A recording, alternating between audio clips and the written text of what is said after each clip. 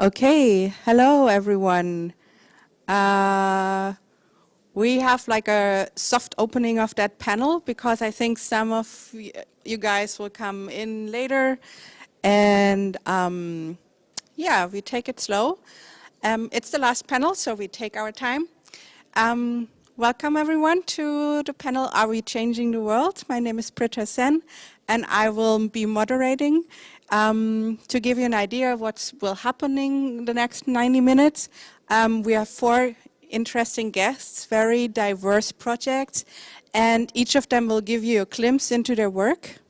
And so after the presentations, one by one, we will sit here and talk, and hopefully you have questions. I definitely have questions.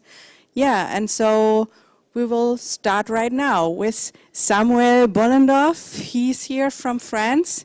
He works with or for Honky Tonk. It's over there. Is it on? It should be red. Hello. Yes. Hello.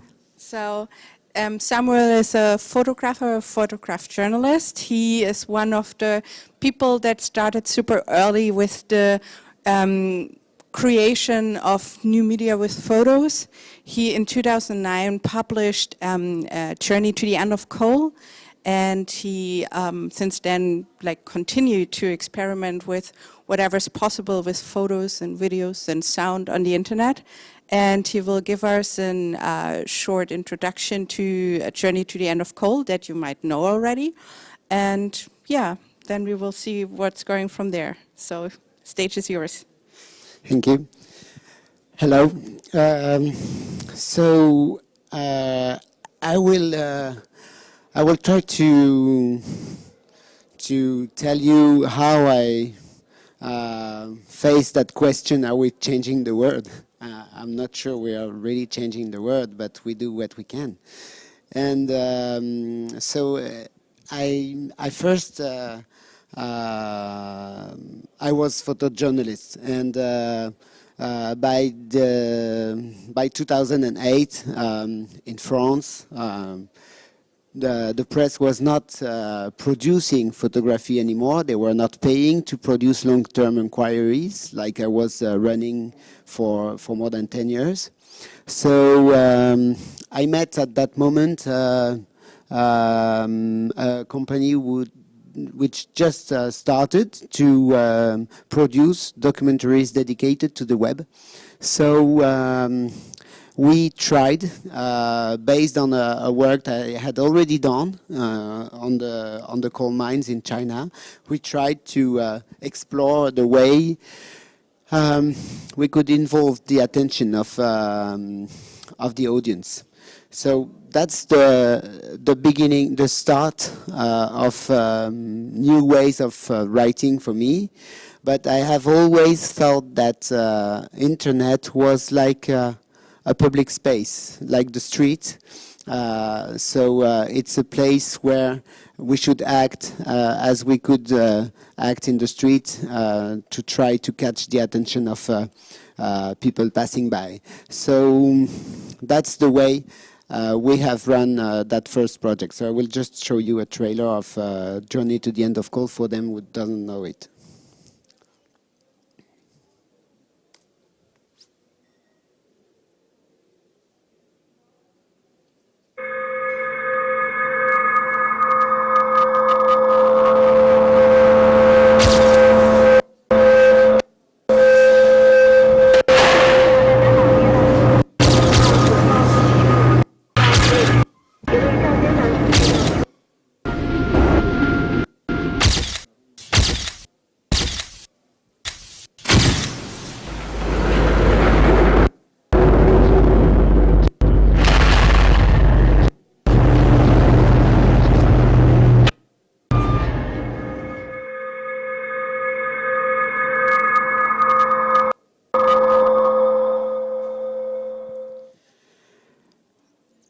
So with the Journey to the End of Coal, the idea was to try to give the hand to the audience. So you were able to navigate and to choose the action you were running into the documentary. You were able to ask questions to the coal miners to know to understand how they were working, and it was giving you the possibility to have new actions and to follow the inquiry. So with that project,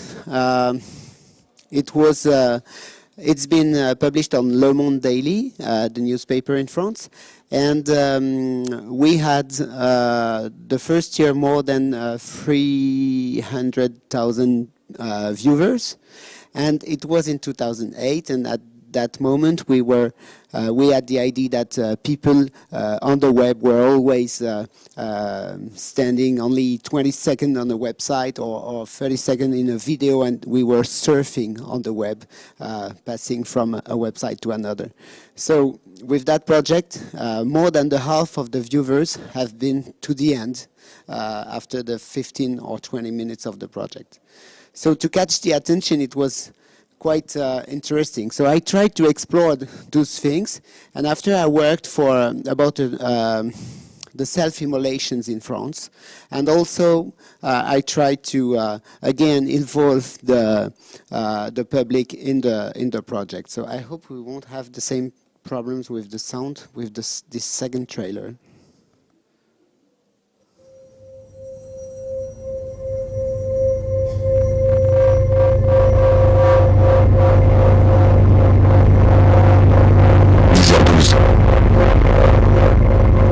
C'est le grand jour pour moi, car je vais me brûler à Pôle emploi. J'ai travaillé 720 heures, et la loi, c'est 610 heures. Et Pôle emploi a refusé mon dossier.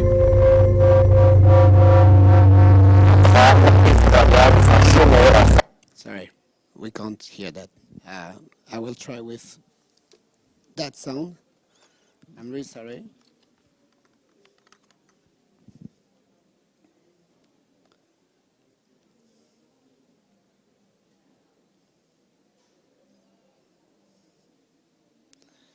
Okay, well, let's forget about that. Okay, so with that project, the audience was able to choose the line and the testimonies of the official version of the self-immolations in France, and the voice of the families, the colleagues, and things like that.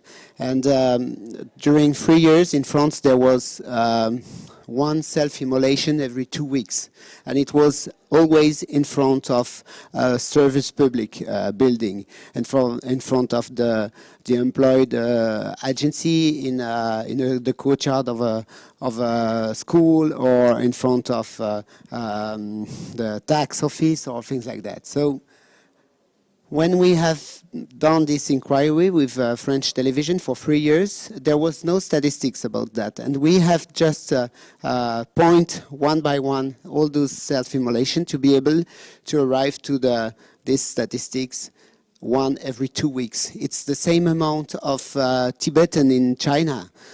So it was describing also the troubles of a society, of the French society. So to us it was really important. And with that project, I was able to show it again in Le Monde Daily. So it has done the front page of the newspaper, which is the most important in France, and we have run it on the website of the newspaper and on the website of France Télévisions and things like that. So to us, it was not a way to change the world again, but with this front page, to us it was we knew that all the ministers, all the directors of the main companies, and all those people, they knew because they are reading this newspaper.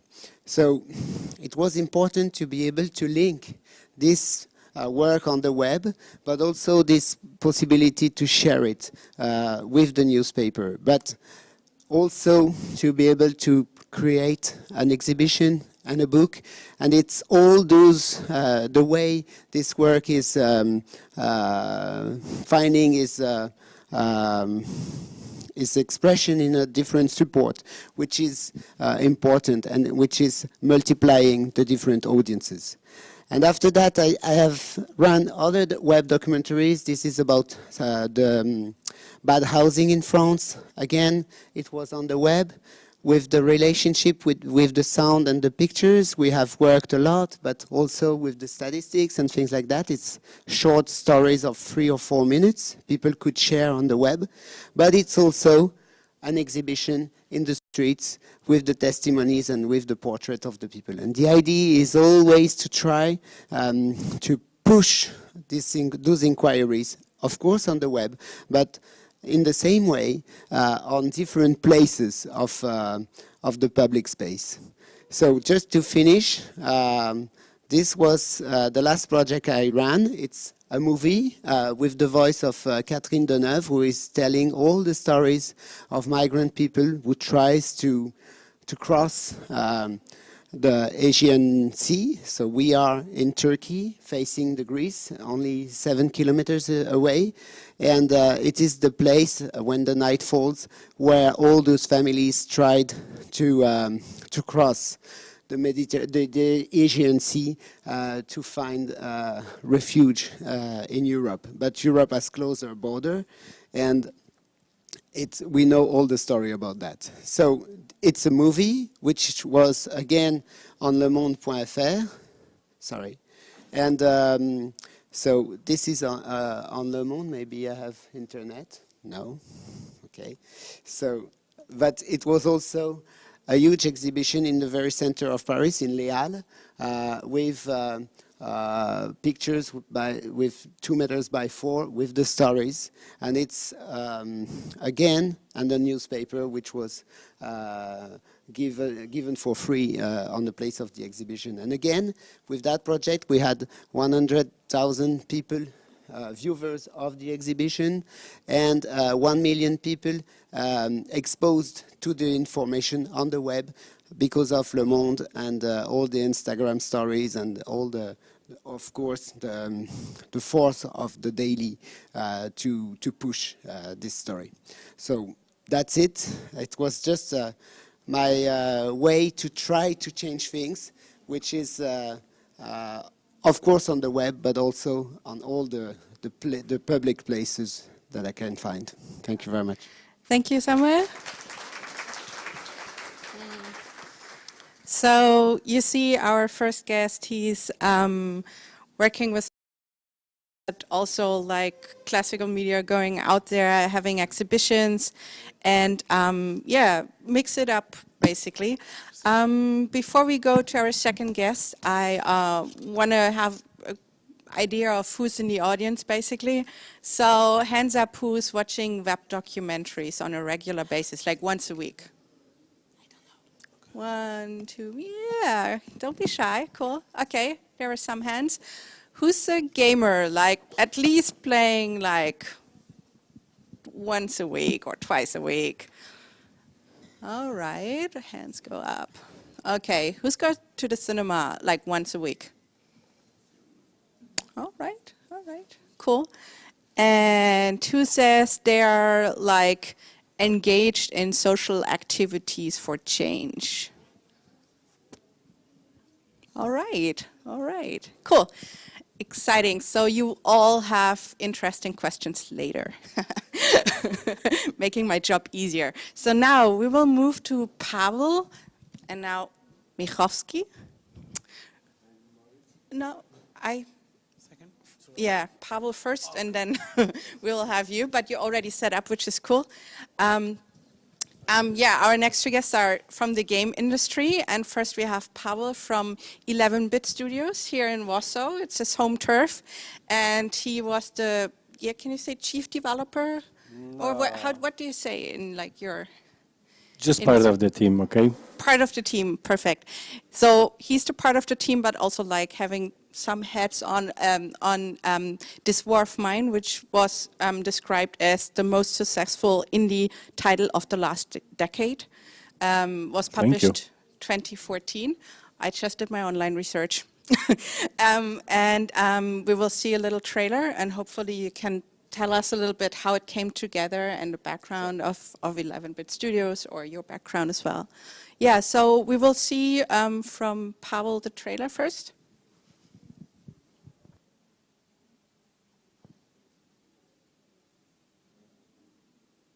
It's about victory.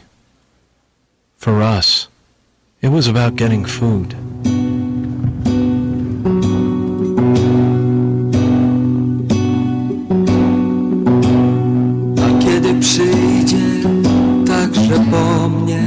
I lived through hell with these people. We were a group.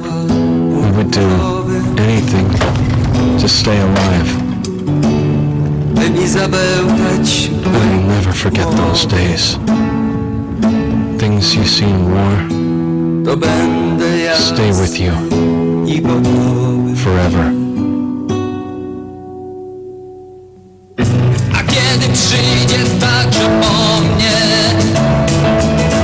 zegarmistrz światła purpurowy, by mi zabełtać w ręki w głowie, to będę jasny i gotowy. Spłynął we mnie dni na przestrzał, zgasną podłogi i powietrza. Na wszystko jeszcze raz popatrzę. Pójdę, nie wiem gdzie na zawsze. Ladies and gentlemen, this word of mine, thank you for the word, Britta. It was quite successful, but I wouldn't say the most successful indie game. But it somehow reached a mainstream audience all around the world. It doesn't happen quite often that you have a game covered in Washington Post or Die Welt or Le Monde or New York Times, and it happened with our game. And I think it happened because the game somehow broke the stereotype of games being only fun about war, about super soldiers shooting millions of bullets toward digital enemies, and we did the opposite. We've made a game about suffering of civilians. The idea came from my brother, who's actually CEO at the company. We did a brainstorm session like we do every time before we start developing a game, and he was reading articles about Yugoslavian war at the moment. And he said, and we had a working prototype about random situation of people living in a shelter. And he said, that's cool, but that's pretty boring. Let's make a game about what I'm reading at the moment, and that's people living in the siege of Sarajevo and Mostar, which is a city in Bosnia. And we said, that's a brilliant idea. We would do it with a proper respect. We started making research, and it became a very personal project for entire team. Believe me or not, people were bringing family stories about war. You know, Poland was heavily touched by last two world wars, so there's a plenty of war stories in every family. People started to bring those stories, so we could include them in the game, and actually there are such events in the game, although it's a free environment in which you play as a civilian. And that's how it rolled. It took around 2 years to finally release the game in 2014. Since then, we are still supporting the game with new modes, new scenarios, locations, and so on. So it grew to be way bigger than it was at the beginning in November 2014. The change, and I think this is what relates to the subject of our panel, was that it was the very first anti-war game in the mainstream, at least the one I know. And thanks to that, we were able to organize massive support for War Child, which is a big charity from London, focused on helping children in war zones. And I will tell more about it during the panel. And thank you. Let's go to the next project.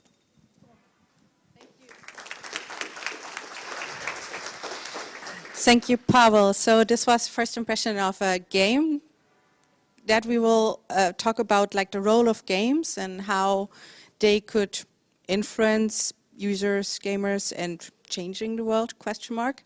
Our third guest is Moritz. He's from Zurich. Here he's also from game production company called Blindflug. And they published First Strike, which has some very current topic about nuclear warfare. So you could play now North Korea or the US. And yeah, look who's surviving that game, basically. But Moritz will tell us a little bit more about that. Thank you for being here. Thank you for the invitation.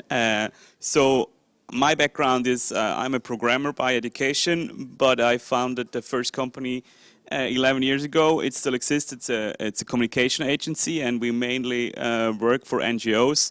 I don't know if you know that, but in Switzerland we vote 4 times a year on referendums and stuff. And so we do all this, or we do a lot of political campaigns. So my first use of game mechanics or games was to influence people. And we did games for NGOs, like for Greenpeace, for Amnesty, 7-8 years ago, mainly on the web, mainly to extend advertising campaigns, to engage peoples. But it was such an interesting idea, and I always want to change the world for the better. And so we thought, okay, this could be something very interesting, and why not let's spin off this idea into a new company. So we founded Blindflug Studios. Blindflug is a flight without instruments and without sight. You fly somewhere where you don't know, you mainly only know the direction, but you don't see where you go. And that's it's our little Blindflug into how we can use games to change the world. We are Switzerland's ICT Startup of the Year. That was quite a surprise. And we also have investors who believe in this idea and this vision. And mainly this was possible because we created First Strike. I will show you the trailer in a minute. Our mission is we want to create beautiful, imaginative, incredible, fun games that are centered around real world dilemmas, interesting new mechanics or interesting mechanics. So that's basically every game we do. For us, it needs to be around a real-world dilemma. So we had nuclear war, refugees, migration stories, overfishing. Now we do one about religion or the reformation of the church 500 years ago. We do a one for a client about IT hacking, IT security. So it always needs to be in something like the mission said. So First Strike. Oh, no sound?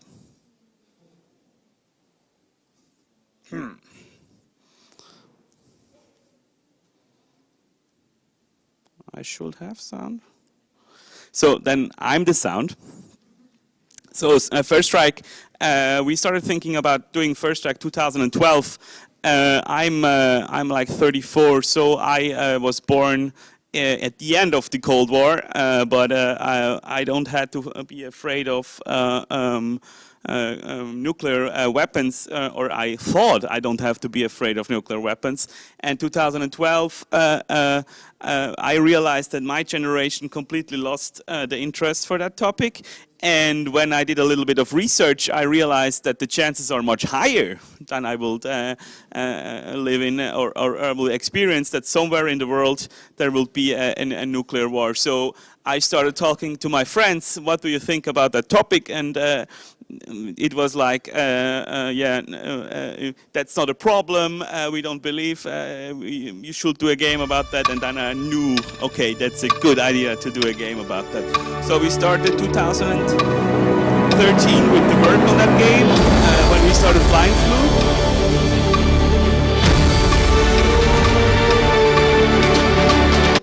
Oh, so I'm sorry. So we continue here. So we started and worked on it, and we released it either way.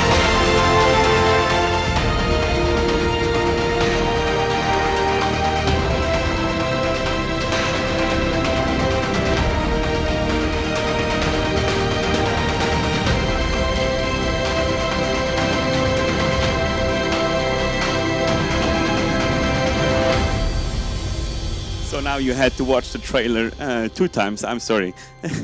So we released it in March 2014, and I don't know about if you remember, but there was this little crisis in the Ukraine, and suddenly nuclear weapons were again on all headlines, in all newspapers, because there was this idea, this stupid idea that there could be another conflict between the East and the West. And it really ruined our launch of the game, because Apple wanted to feature this game worldwide, and at the last second they told us, in this current political climate, we cannot feature a nuclear war game, so they didn't do it. It really funded the studio. It was for us, it was to a surprise. It was a huge commercial success. We have a lot of players. We had a lot of players in China. We had because the government shut us down a few weeks ago. They don't want a nuclear war game, it appears, but that's another story. So we continued, and then I'm done with Cloud Chasers. It's a story about the travel of a father and his daughter. We wanted to do a game about something completely different. We could do a sequel with First Track, but we thought it's much more interesting for us to work on something else.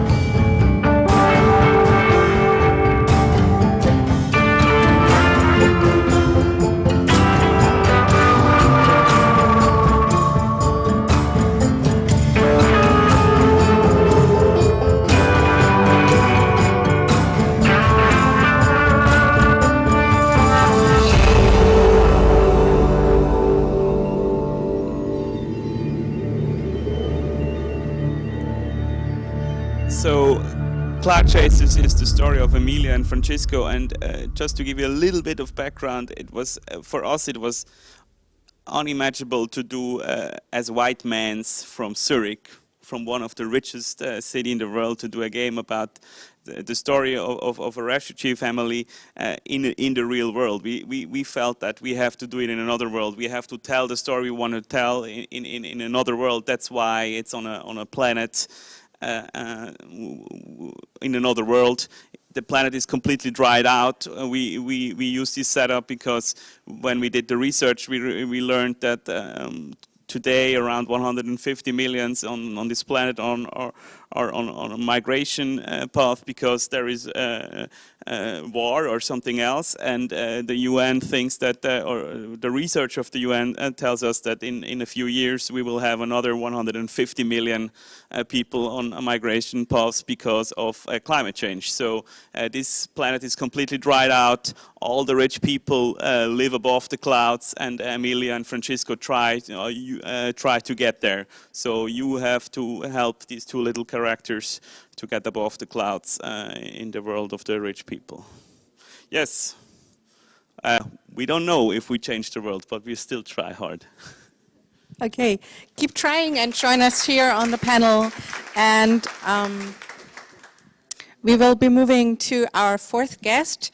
So after 2 gamers and 1 photographer with web documentaries, we have Stratis here, who has a background in anthropology and economic science, but also is writing books, making films, and has this project, the Caravan project, basically here. So we get a little impression of that, and then you will tell us all that surrounds the whole thing.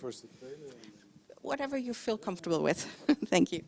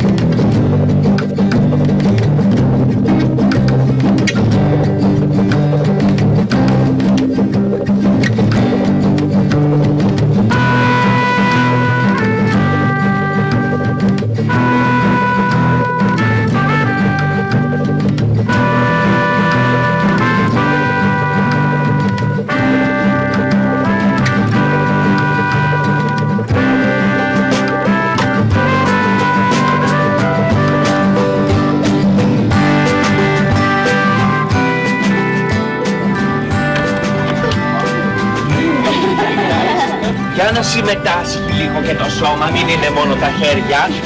Θα φτιάξετε από μόνοι σας τη δική σας ιστορία. Είναι τυφλός και έχει ένα χέρι. Καταγράφουμε ιστορίες ανθρώπων και πολύ συχνά είμαστε ακροατές. Καλούμε τον κόσμο να συλλέξει και αυτός ιστορίες που αισθάνεται ότι τον αφορούν. Είμαστε πιο αυθόρμητοι και πιο σίγουροι για τον εαυτό μου, πιστεύω. Έχεις το γυρίο, μην κολώνεις. Αυτό είναι ένα εργαλείο και το κάνεις ό,τι θες. Εστίαση. Όριό μου τώρα είναι το μισό αμαξί μέχρι εκεί που τελειώνει οι μηχανές.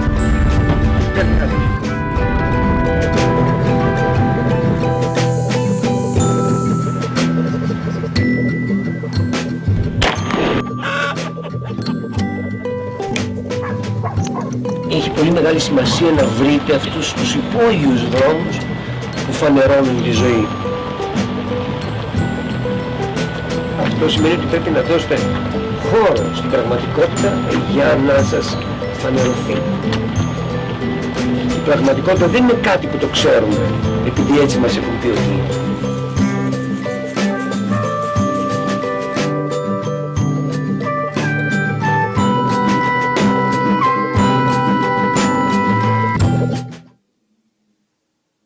Yeah. So this is the Caravan project. It's an initiative that began from a team of artists and researchers in the beginning of the crisis in Greece in 2011. We wanted to act in a creative way in what was happening that time in Greece. So we thought that what is vital to do is to bring in the foreground human stories. So we started documenting these kind of people that we found during our way with the caravan, you know, like people that they are, let's say, find a space inside of them, find a personal truth and reflect through that truth. And we choose stories because stories is like, for us, like a mechanism that generates empathy. You know, it's a rare privilege through a story to go in someone's soul and understand more about his fears, about his longings, about his journey in life, and return back to yourself and start thinking about your own journey. So we did that for 2 years, going around Greece, find these interesting people, staying with them, you know, like document fragments of their life, and then use this kind of stories, use these kinds of film in order to spark a dialogue in the places that we were showing them. And after 2 years doing that, we continued the travel in Greece with a larger team. That this time we had 2 Mongolian tents, as you saw in the trailer, 2 yurts, where we set them up in various cities in Greece. And then we invited the others to contribute with their own stories regarding the community that they were living. So in the morning there were children, they're coming and we have some educational programs based upon the stories that we collected. And in the afternoons we did some workshops in adults that they respond to the call that we did in the communities. And all together we mapped the stories that they were interesting in the place that we were visiting, and then together we made films about these stories. So we're trying also to see how we can transform a story into something else. So we did education programs through stories. We did community projects, we did exhibitions, we did musical performances, yeah, many things based upon the stories. So regarding also the question about changing the world, I was in the panel before that it was this question, you know, about data and content, you know, like if we generate a content, or we're generating data. And I think that, you know, like from time to time, this digital world is getting us depressed in a way. You know, we don't want to create a content that's going to last for 1.5 minutes and people are going to watch it in a mute state. So I heard that, you know, like we have to see where the audience goes and we have to adjust ourselves in the needs of the audience. But I don't agree with that. I think we have to, you know, we have to educate the audience. You know, if it's still the case, we're still gonna draw like the Egyptian in 2-dimensional space. You know, we have to create a content that, you know, like really engage the viewer, really put some magic in the world. You know, like if we're supposed to do some bullshit, it doesn't have to do anything. You know, but if we want really to do something that, you know, reveals reality, not just describe it, or gives a sense that takes the viewer inside a world and discover a new world, then let's do it and create this kind of contents, and let's hope that it's going to engage and it's going to take the viewers into a journey. Okay, thanks a lot. Thank you, thank you. All right, so you have an idea about our panelists. Please come up, join us here on stage. I will put on the light because I'm afraid otherwise it will... Better? I think so. Okay. So, I like this panel because first I thought like, wow, are we changing the world? Are you kidding me, making a panel like that? Like, we don't heal cancer, we're not doctors without borders, we're media people and we sell a product in the end, but maybe not. Maybe it is something that we can do, maybe there is something we can change. And I think like with all the people and the projects we were just hearing, there's a lot of action and motion, and it's sometimes more or less very personal approaches, I think, how we get into those projects. Because like when I hear you started in the Stratis in 2011 with the Caravan project, and it's still like something that is constantly, I guess, surrounding you and on your mind. So even on that basis, it influences your life on a heavy basis. I don't know how it is with the War of Mine, but at least 2 years of heavy production, I guess, and it still continues to right? Yeah, and I guess with both of you, I mean, like, this is things you deal a lot of time, you spend a lot of your life with it. So basically, starting with that, when you approach projects like you showed us, like, do you have a clear vision of how the change could look like, or what you gave a bit of an impression, but just like, how clear is it in the beginning and how is it in the end? Like, what, at that point today, when you look back, how does it work? Yeah, I don't know. Regarding the Caravan project, at the beginning, I just wanted to make a road trip with my girlfriend, and it ended up in a whole project. You know, it was not in my intention to do that, but yeah, after a while we see that, you know, this is a way that we want to live our lives. You know, it was not only the stories and the journey that we wanted to do in other people's lives, but it was also our personal journey. You know, it was a journey inside us. So before we shoot the camera outside, we turn the camera inwards. You know, and this is something that it's not be paid, or it's not, you know, like a program, or it's not, you know, like put in equation. You know, it's the way that you wanna live your life, in a way to reflect through what you do. And it's not the project that you do it like for 6-8 hours and then you live your life. You're married with that, and you know it's a way in the framework through your reflecting to the reality and to the people around you. So yeah, it takes a lot of engagement, and it takes a lot of time and courage. And all right, thank you.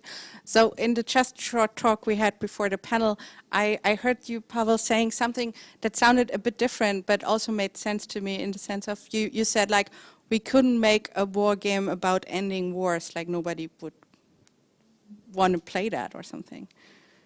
Do you mean the thing I said about Frostpunk, or because I'm not clear at the moment?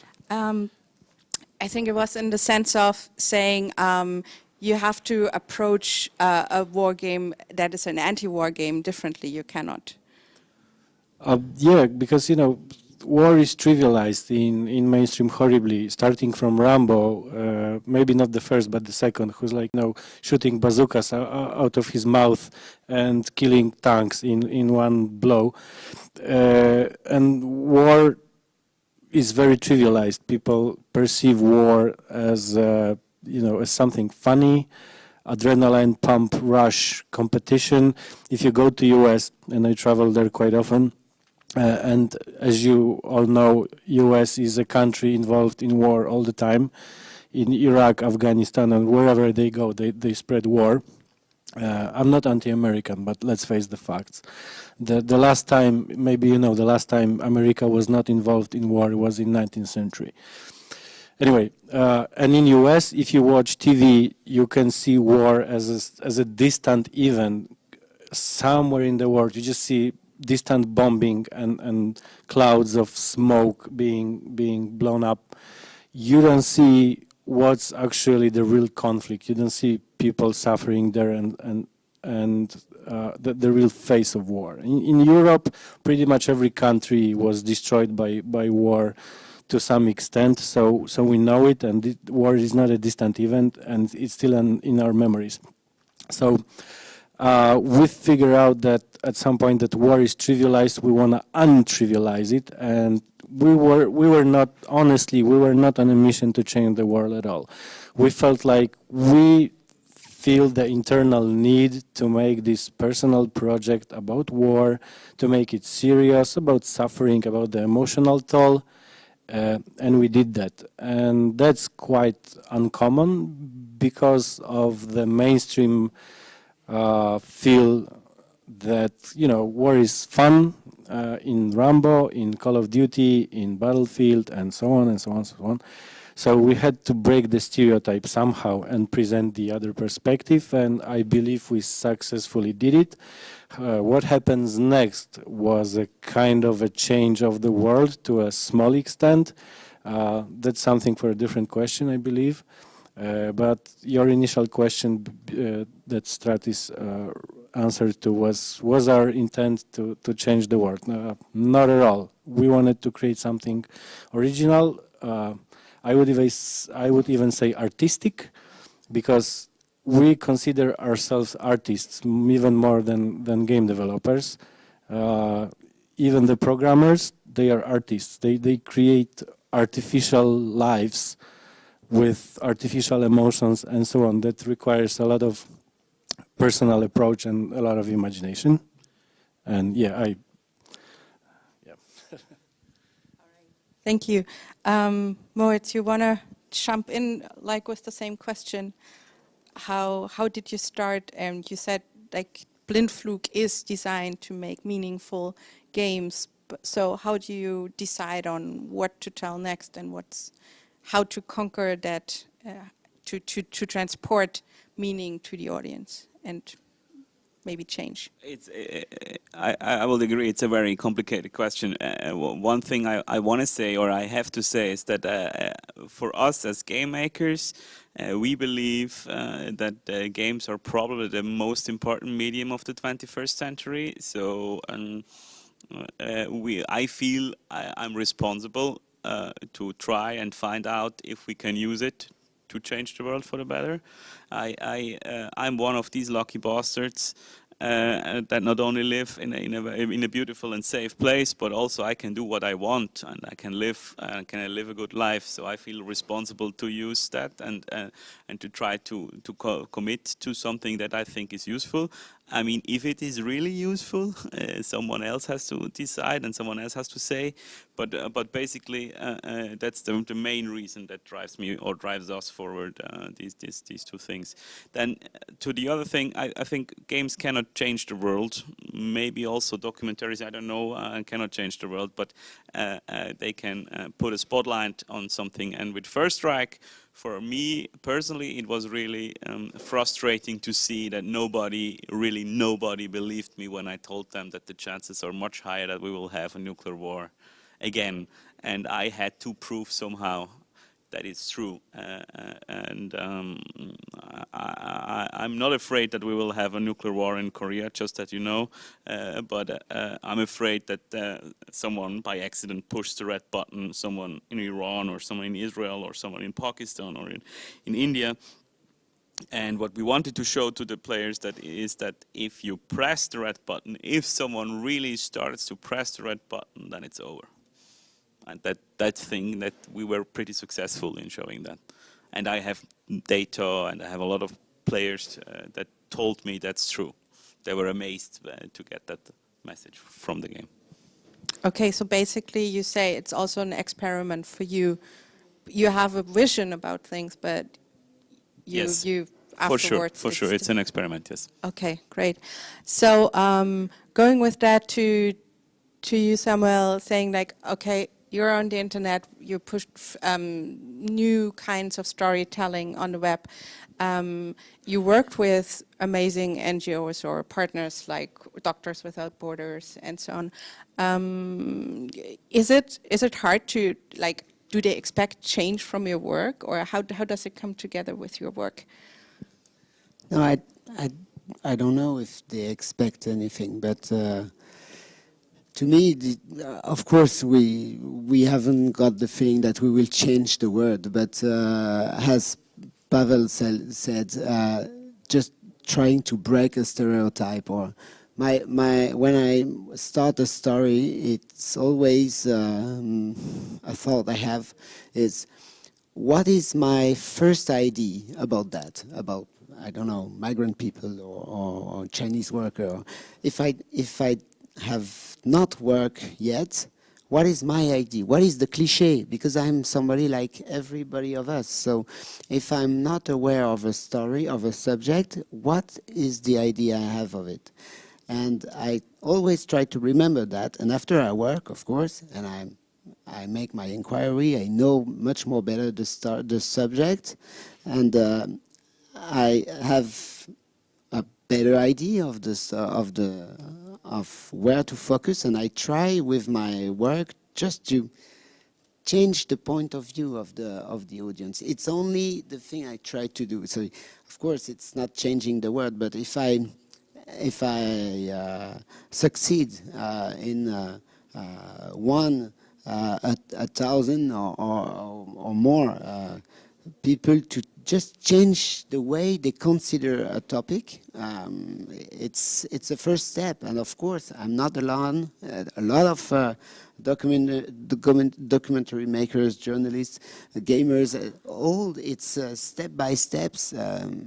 We are able to change point of view about different topics, but alone it's not possible. So with the NGOs, I don't know. Yeah, they want to be active. They want to be efficient. So it's a way, and there's a lot of other ways, of course. Okay, thank you. So that was a good keyword. Alone doesn't make sense. Change has to be involved with a lot of people. So I invite you to actually ask questions too. I don't have to be the only one asking the questions here, but I did prepare some. So whenever you feel like it, just show of hands and we will give you the mic. Apparently right now you don't feel like having a question. Cool. So basically, yes, please, of course. Just let me add something. I had this discussion with my brother quite often about what we are doing, and I need to completely agree with Samuel as well. You cannot change the world at all. You can just provoke people into thinking, and that's something good. That's something definitely we should do, because you can change only yourself. This is the only substantial change you can do. If you want to change the world, start with yourself, right? That's a basic we, at least we two agreed upon. But then, if you have the power to provoke someone to think about and also be successful at it, like games do, then yeah, why not? Why shouldn't be we doing it? And yeah, that's what I wanted to add. Yeah, no, that's a perfect lead on, because like the most words that come up with serious gaming or with interactive documentaries and so on is engagement. Basically, people are talking about how to engage your audience. How is it like, how can you build an impact and then make people think and act on it. So you all have your tools, how you work with that. So maybe we go a bit more in the practical side, like what after your project has been done, like what were the main effects where I thought like, wow, that's really engaging with people. That's what makes them like change their mind or opinion, or actually just engage with the project itself and lead to some new, I don't know, insights into the field that you're working in. Okay, so I would begin with games, because this is my only field of expertise. And what we figure out is that games use language of games, which is gameplay. And whatever message you need to spread, you want to spread, you need to use gameplay. The game without gameplay is boring, shallow experience that no one would try. And sadly, we have like 50 of them every day on App Store and Google Play and other media, other platforms. But if you have a really good gameplay, this is what you begin with. So our experience was, if you want to make a thought-provoking game, it still needs to be a game. So you need to make a shooter about immortal superheroes? Yeah, sure, because that's how games work. Same with strategy games and so on. They need to use gameplay to spread the message. So we had the topic, but we were only thinking about how the game should work as a game.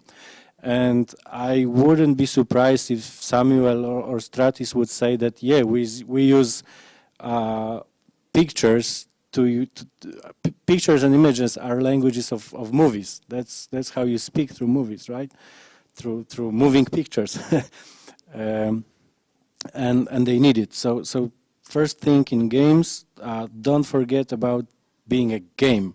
And the world, sadly, knows examples of really interesting games with boring gameplay that were forgotten quickly. Otherwise, you could think about Dead Dragon Cancer, Papers, Please, and there are a few examples of really serious games that touch the topic properly because they are good games, like with Nuclear. Otherwise, don't even start, because game should be a game. So, Stratis, your experience, because your engagement was really also settled in a real location. You were with the people also when you did produce your caravan project. So, what was your impression from that work? You know, we were always, at least I was, fascinated by the fact that you know, in a space somewhere, an undefined object is landed, you know, like the yurts, you know, that they creatively squash a public space. And then, you know, like what happens with this curious object that suddenly comes on the foreground. And we wanted this kind of space, this kind of round space, to create the possibilities of people to come together, you know, and through stories and through these films that we did and through the exhibitions that we had and through the festival that we ran inside the yurts, you know, to create this kind of atmosphere that people, through meetings, through finding to each other, I think many wonderful things come when people just meet each other and start talking in the basis of real feelings. So we thought that all the values that we wanted to preserve and we wanted to communicate with the people, that they came through the people that we document their lives, they're going to trigger people to start talking about their own journeys and their own kind of experiences.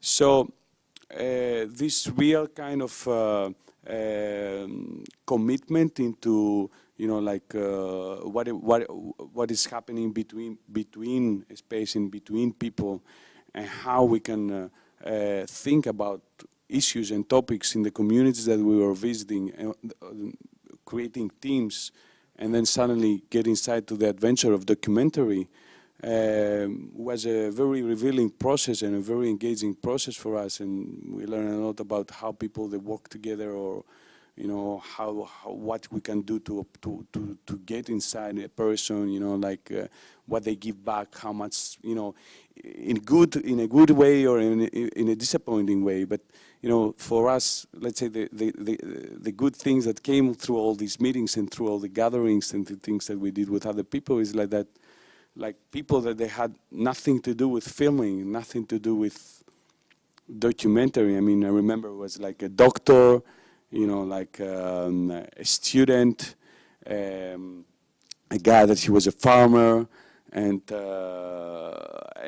another girl that she was unemployed, and they didn't know each other, and they formed a team that suddenly they had to go out there and make a film. So it was like bringing themselves inside to a journey inside of the world that reveals so much about the subject that they were documenting, but at the same time about their own self. So this I keep for, you know, like stimulation and inspiration for all these gatherings and meetings. Yeah, okay. Stimulation and direct contact with diverse people. What's your, you said you have data or you had feedback on people saying like, yeah, you influenced my way of thinking about nuclear war. What do you think, like, what are the tricks of a game producer, like, you think, how to make it more inviting to incent that thinking? I totally agree with Paweł. I cannot add more, to be honest. He said everything. The gameplay is everything. In the beginning, if you don't have a fun game or an engaging game, you cannot accomplish that mission. I mean, I just want to tell you why I'm fascinated by the medium. It's because it's the only medium where the consumer, the player, can make a decision and see what he has decided on. I love film and I love photographs, but you cannot make, the consumer can only consume. He cannot make a decision. And that was fascinating for me about games. So he can blow or she can blow up the world. She or he can do bad things and good things and see what happens next. You can simulate in a safe environment. And so I think you can provoke thoughts about what you have done as a player. And so in First Track we did it the way that you could not only reach 100% success in the game if you once debuild all the nukes and you'll find the real ending of the game. So the only way to win the game is not to play the game. We didn't tell anybody, it has no clue in it, and we got a lot of response of people who found it, but also a lot of people who thought that the game was broke because they couldn't reach to 100%. So people wrote us mails like, I destroyed the world like 20 times and I didn't still get this peaceful victory achievement and so on. So that's what we had on feedback. All right. Yeah, I was actually looking up how the game industry in 2017 is like handling the idea of like how are we playing games, and there was this video on YouTube where someone went to the E3 convention. It's one of the biggest conventions in LA. Every year all the game producers show their stuff, and there's like the big press conferences, and so he counted 133 games published and shown at the press conferences there, and of those 133 games, 82% were with combat. So basically basically is like one of the main themes and topics. So I was wondering, is that what gameplay is made about, or is it just that that's the successful and we have to all go to indie and hope for the best? Or it's as sexy topic as in every other form of art, if I can say so, because if you think about movies, there's a ton of war action movies, a ton of war dramas. Game of Thrones is about war and it's super popular, and same with many other TV shows and so on, and even in books you have a ton of them. So war is a thrilling topic, and it brings adrenaline, it brings competition and a lot of emotions that people actually enjoy. So this is why war is so popular. Even if you think about sports, it's the same. Football is about competition and adrenaline and about winning, and every other sport except, I don't know what, gymnastics maybe, that no one watches, by the way. So it's a thrilling topic, and this is why it's so tempting for developers to make games about it, because it simply sells. The challenging part is to make a movie, book / game about war to show the bad side of it. Like actually our both games are about it. That's the challenging part. If you think about action, war movies, most is about action and killing. But then you have The Pianist, which takes place in Warsaw, by the way. I hope you have seen it, by Roman Polanski with Adrian Brody. Same Private Ryan, Schindler's List, and name a few other war movies that actually are about suffering. That's less sexy topic. For the same reason, in games you have many fun games like Mario Bros and so on, and in movies you have many comedies because people tend to laugh, but from time to time and they are escaping into laughter. This is like in games, Power Fantasies lets you escape. This is the root of escapism. But in the end, from time to time, you feel the strong need for catharsis, and this is why you watch a drama, you read a drama, or you play a drama game. So it's not a new invention. That's ancient Greek theater. They already figured it out. I think maybe only books, so the literature is the elite form of art that quite often provokes you to read about drama stories and have the cathartic relief at the end. Yeah, that's definitely one way to look at things. I like to provoke sometimes and say, well, I'm the only lady here on the panel, and I have only guys that are talking about production, and they're doing it with all their personal impressions and all their personal subjective way of doing it. So I leave that gender debate right now out of the floor, but I think it was in my mind when I was thinking about what kind of questions to ask and getting those numbers. I was like, well, I teach in schools, and if I would like, or if I wanted and send students to think about topics differently, I have to give them a vision of alternative ways of dealing with things. So if I have trouble with war, shouldn't I show them another way of human interaction that's not fighting or combat? But that was just like something in my mind, and I totally got when I went into this war of mine, because it's basically about survival in the whole circumstances and making decisions. So it's not about fighting itself. So, but just some of the ideas that were coming to my mind while preparing that. I like to hear your voice towards engagement and impact when it comes to telling your story, mainly with photography and sound. Yeah, to me the idea, what I try to act or to create as a reaction is to involve. So I tried it with the Journey to the End of Call, but in another way, with the years, I've been shooting photographies which doesn't show anything. For example, the movie you have seen about the Aegean Sea, it's just a voice which tells all the things migrant people will have to face when they will try to reach Europe. And the exhibition is in the same way. It's only empty places with text, and the text are telling what happened as violences they had to face at the borders with the smugglers, with fascist groups, with the polices and things like that. And the idea is not to show, because we know all those pictures. We see it every day in the news.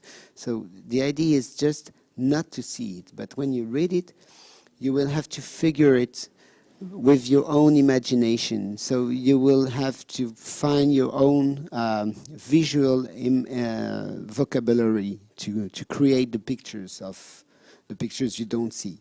And this is a way to try to affect people, to bring them back to the reality of what those human beings are living, have to face on their way to exile. So this is the only thing I try to provoke. So in that way, that's why I try to set it in the streets or facing people who didn't come to see an exhibition, because before I have run exhibitions and it was a success, but the audience was in an institution, so people were coming because they were already aware of my work and they liked it, or they were interested by photography. So in fact, I don't need to talk to them because they already know my speech. But being able to be in the streets or in all the ways I can find to try to re-involve the affection of the audience is the only thing that I'm looking for. So sometimes it works, I hope. But we haven't got a lot of feedback, and this is the problem of maybe journalists, is that we are always ready to say and to show the problems, and we are not always giving also a possibility to involve after that. Lots of the audience I have, when they see the project, they say, wow, okay, but what I can do with that? How can I act? And that's why I work with NGOs and things like that. It's because it's not really my job, so I can't do all the things. So after that, maybe they can join an NGO or try to act as they can. But this is one of the most important reaction I have. It's people want to know how they could act after. Okay, cool. So you're bringing up some very important keywords now, networks, and also what's your work, where does it end, and where the next people come in. But now we have two questions. Do we have people here that give the mic, or do I just give mine? Or yeah, okay. So do you still have a question? So, okay, cool. Thank you. Thanks for your presentations. I think all the works are really moving, and I've heard about some of them. Some of them I have to get to know yet, but I definitely will. And I wanted to ask, because they are like very, very personal experiences, and I wanted to ask you if you think about the way that you can encourage people to influence politicians in the end, because we can play games about nuclear war, about war itself, or think about immigrants, but in the end there are the politicians are the ones that are not opening the borders or that are pushing the red button, right? And they can influence our life like in systematic way or not. And if we want to change the world only by changing ourselves or our the closest community, often it is just too little. It's not enough because we live in certain systems. And the second question is, do you have like a topic or a project that you would never like to work on? So perfect questions. Influence politicians and topics that you don't want to touch. Who's one? So, very good questions. I think there is no direct way, personally. Maybe someone finds it. By the way, it will be a nuclear bomb itself. But there is no direct way out of a game to influence a politician. I believe in working with NGOs. I believe in education. I believe in self-change. So I guess these are the ingredients for change, and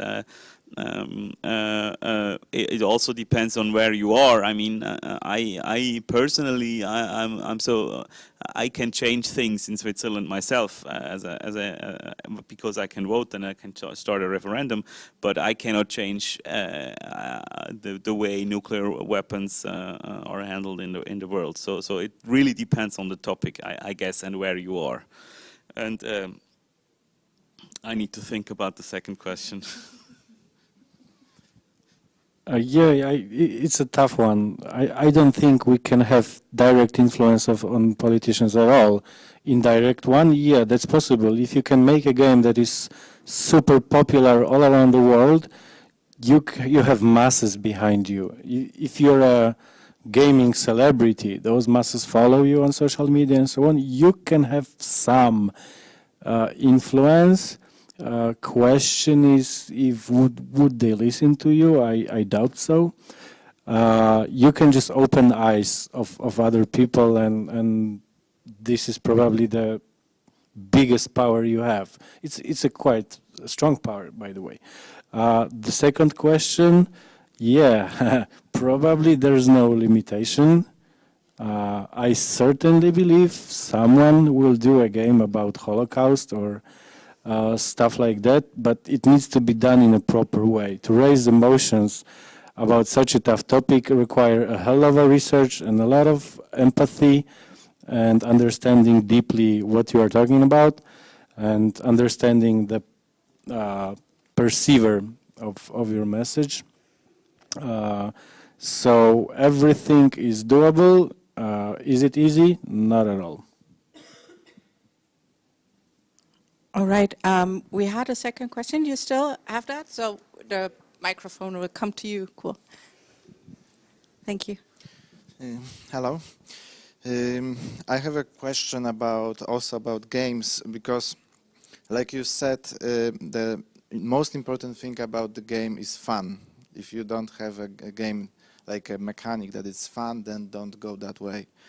But like some topics, like for example, that dragon cancer are about like a child dying, and this is not fun. It's like a element that like eliminates fun in the first place, and this is what we can like observe that in terms of that dragon cancer, that like everyone was speaking about this game, like everyone knows that game, but if you check how many people played that game, then it will be like complete opposite. And I must say that I haven't played that game because I'm scared of that. And the thing is that if we need to cheat the players, that what you will get is something different, like in trailers or something, that, for example, this is a shooter like a Battlefield, and in the end you start to play it and you discover that it's actually not about war being fun, but the opposite way. So do we need to cheat players into getting into this game? This is like the first question, and the second is, maybe it's the same, that movies already did that. Like you said about the Holocaust, it's like everyone is scared to make a game about Holocaust, but there's a ton of movies about the Holocaust, and they do it in a proper way. Like they've already learned how to do it, and they advertise it that this is a movie about Holocaust. You know where you're going to the cinema. And in terms of video games, it's not working like that, because it's fun. It needs to be fun. So the difference between fun and engaging, or I would say a game needs to be engaging, and the problem is that if you say the word game, everybody is already at fun. And laughing and about enjoying the time in doing that game, but that's not how games need to be. They can be just engaging, and that's I guess the difference. Yeah, we had this discussion right before the panel with Moritz, actually, that fun is an overused term, actually. Games don't need to be fun, they need to be engaging. I don't know the statistics behind the dragon cancer, so I don't want to say that, but yeah, that topic sounds scary, because you may not know, it's a game about child dying because of cancer, and it sounds super heavy, right? But I think it was a quite successful game in the end. But it wasn't it. See, I don't know the statistics, but I think it was done by the brother of a guy who lost the child, and it was done as it was made by the father. By the father. The family. Yeah. All right. So I think it was done as a cathartic job, you know, to leave that thing behind. So that was the first purpose, and I think it served for the man, and it also raises the topic of empathy. It shows the games can bring more. However, our game is more about suffering as well and relief at the end, and people played a ton of it. Papers, Please, for me, it was a fun game and also sad at some point, but I really enjoyed. See, we are in the trap. We shouldn't be using that terms. I really got engaged in this game, and I do not regret the time spent on it. That's how I would say it. Same as watching The Pianist. It makes me want to cry at the end, but I love this movie. So same rule applies to games, and it's super interesting topic you brought up with movies. We have a lot of movies about Holocaust, we don't have games. And it's because the topic is so heavy that no one has a proper idea of how you do it, what you should play. Prisoner, that's kind of easy. SS guard, yeah, that's tough, right? No one would like to play unless you are smart enough to make this not in black and white environment, but put some shades of gray into it. At least that's a fresh thought, because it's a thrilling topic. I still believe people will be doing it. So basically, I think what is really interesting in what we're talking about is the question of responsibility, how to tackle a topic where you say change is needed. That's already like your choice as a producer, and then to actually see how do you want to influence that change, and giving some kind of vision of how it could be. I want to go back to that serious game that everybody was talking about, that Dragon Cancer. Because I sometimes feel it's like with Citizen Kane, everybody says it's a classic, but if you ask them, like, did you watch it? Like, not everybody did watch it, but it's like it shows what are the potentials of it. And I think for that it was really interesting that I think a lot of people that never play games like started to think about, okay, this is a place where we could explore our important topics towards. We started a bit late, so we're open for more questions, and I think we will just continue till we feel like we explored a lot. So there's a question in the back. Maybe you just hand it down, do it interactively. So, or meet in the middle. Thank you. Thank you. I would like to ask, because the documentaries and games about changing the world, they usually made in the way that people who are interested in the topic would come and see it and watch the documentary or play the game. But how would you address people whom the problem is addressed for, but they are not interested in watching it? Like, for example, you make a documentary about the war. It's not the people who fight the war are going to watch it, but the people who are just interested in not participating in war. So it doesn't change anything in the end. That's what I think, and I would like to ask how would you address it?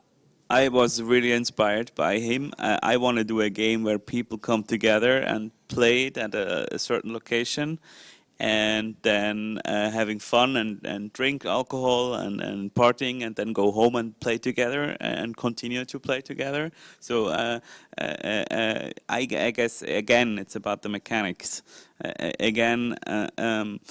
You will be surprised how many people play nuclear war that don't play war games.